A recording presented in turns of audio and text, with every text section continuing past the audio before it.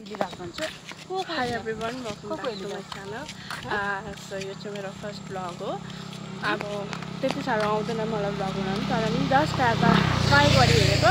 So हेर्नुहोस्, आज चाहिँ म यहाँ इभिनिङ वक गर्न आइरहेको छु. यहाँ मसँग मेरो साथी पनि छ, दुईजना साथी अनि एकजना नानी पनि छ हो.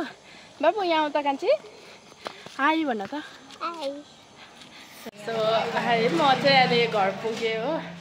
के कसो अनेर देखिरहेको होला चाहिँ भर्खर घर पुगेको छु.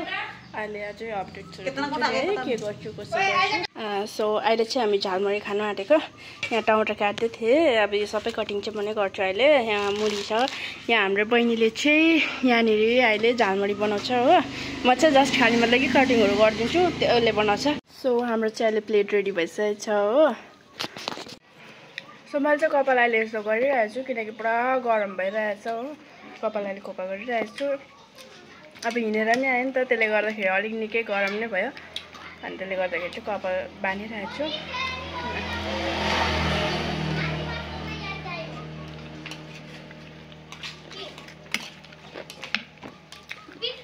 हाम्रो साथीको हातमा चाहिँ जादु चाहिँ यति दामी यति टेस्टी झालमुरी बनाएको छ कि तपाईहरुलाई पनि अब खानु पाऊँ जस्तो लागिरहेको होला भिडियोमा हेर्दा त. झालमुरी चाहिँ बनिसक्यो हो.